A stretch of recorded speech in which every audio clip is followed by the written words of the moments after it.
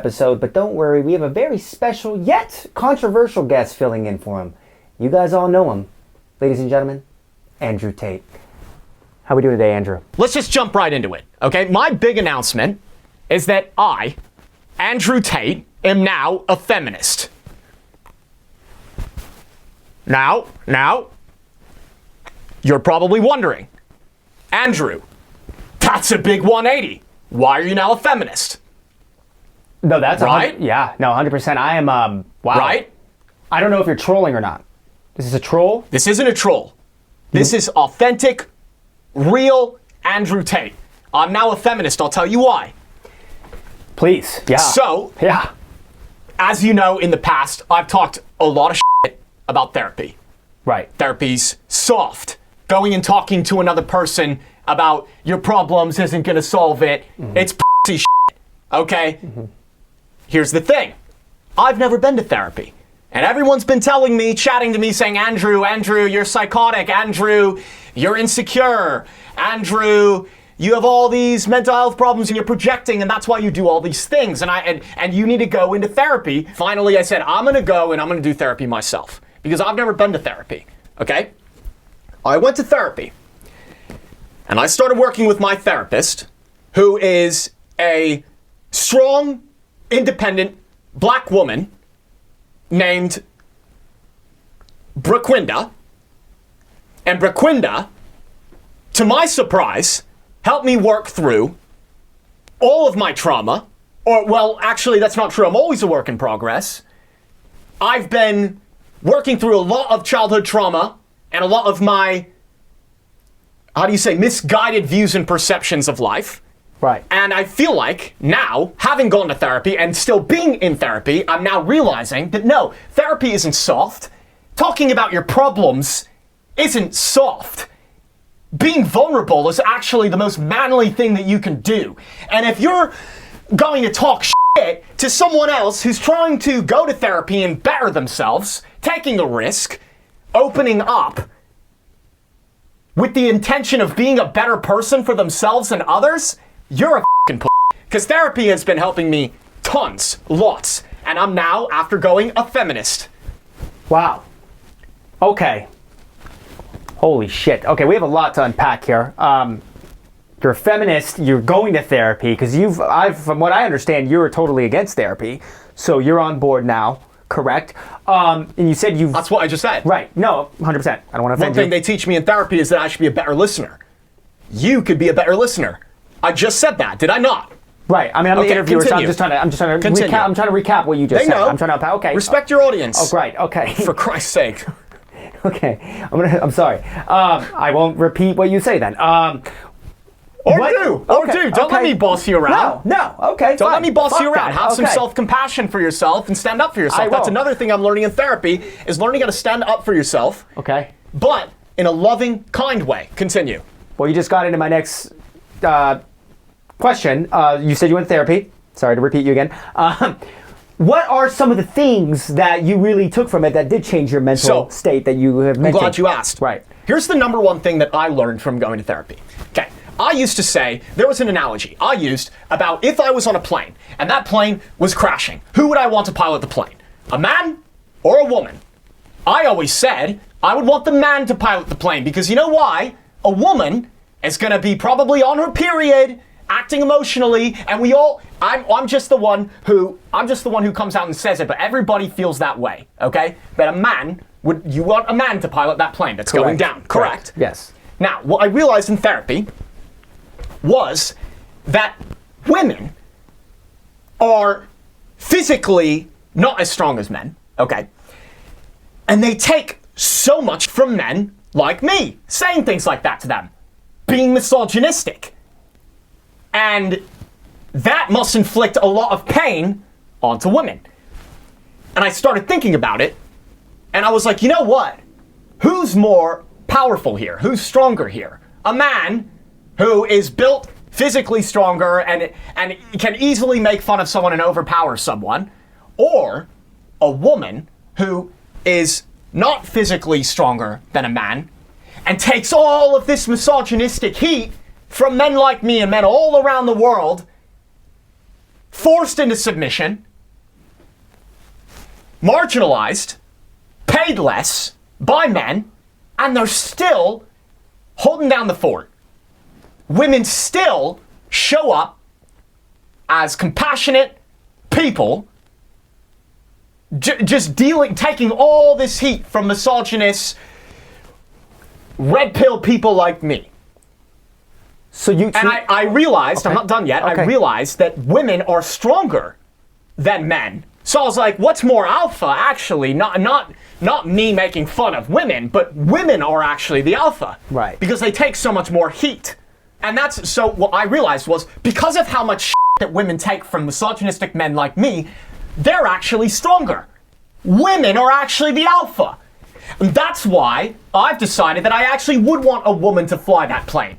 Because she's already taking so much from people like me. I could be getting in her head, saying things like, oh, you should be in the kitchen, making me a sandwich. And not to mention even talking about the pain that they undergo through childbirth. Right. Childbirth is it's one of the most painful things that you can go through. Right. I mean, you came from a woman. So. I did. That's right. And look at you. I didn't come out of a penis. Right. That, for sure. So you think they can fly planes. So you think they can be business owners as well and be bosses, over men. Absolutely. I think that women are better suited to be businessmen. Really? What about president of the United States? Presidents too. Okay. I think Kamala, at this point, I did not vote for her, but now I would have voted for Kamala. You would have voted for Kamala. And I also think too, because I would always say a woman should be in the kitchen. Right. Now, in all my relationships, I'm the one in the kitchen. You're in the kitchen. Yeah, because that's the most alpha thing that you can do. Be in the kitchen as a man. Absolutely. So you think being a stay-at-home dad is fine then? Absolutely. I think that's perfectly fine. And raising a child is one of the hardest jobs in the world. Let's not get it twisted. Interesting. Being the submissive person in a relationship, having the woman be the dominant one, would actually be more difficult. Her bossing me around, me making sandwiches for her, me not speaking until spoken to, me being f***ed, pegged. Women take a lot of f***ing. Now, that's scary. Taking a massive in your ass, in your vagina, that's scary. So in my relationships now, because I like overcoming fear, I'm not some bitch. I'm the most alpha, I'm top G, which means I have to be bottom G to be top G.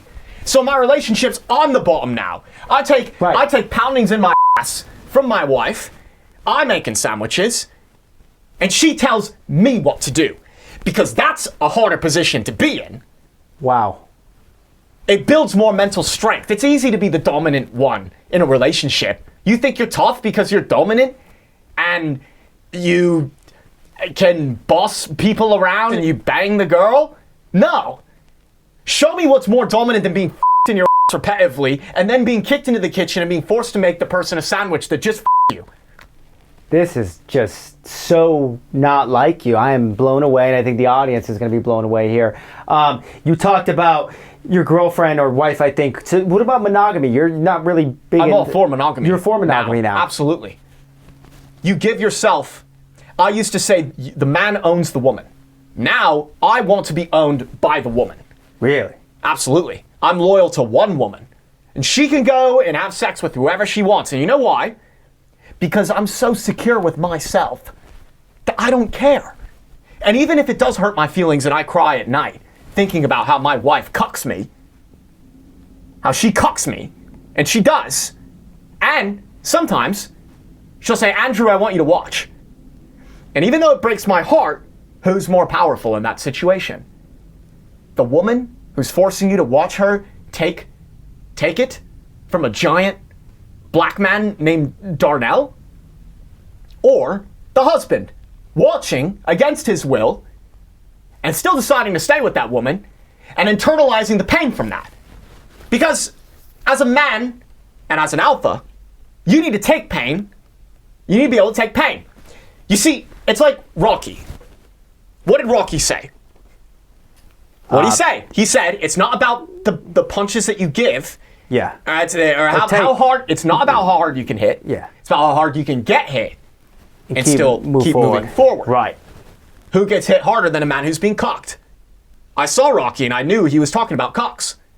I need to be a cock. I thought about that. I don't think that's... I begged my wife. I said, I want you to f this man in front of me.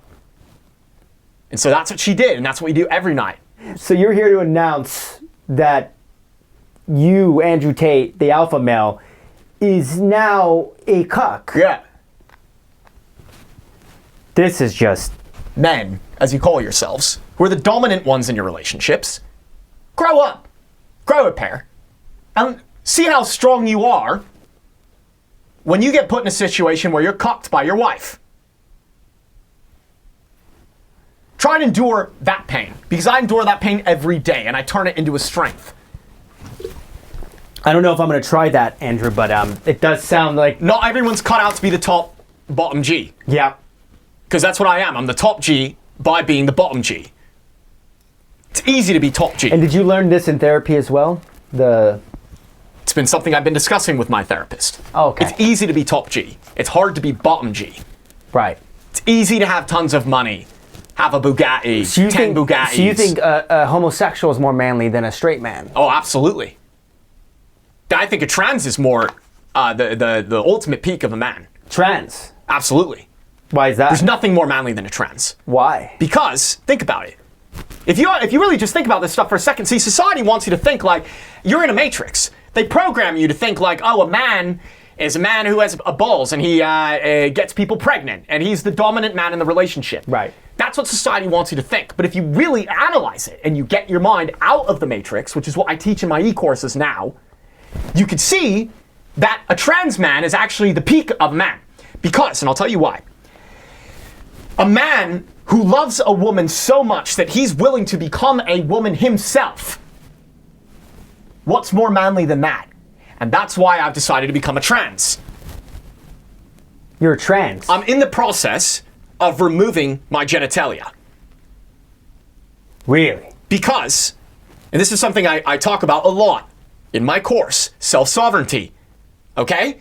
Entrepreneurship. You don't wait for someone to go and hire you.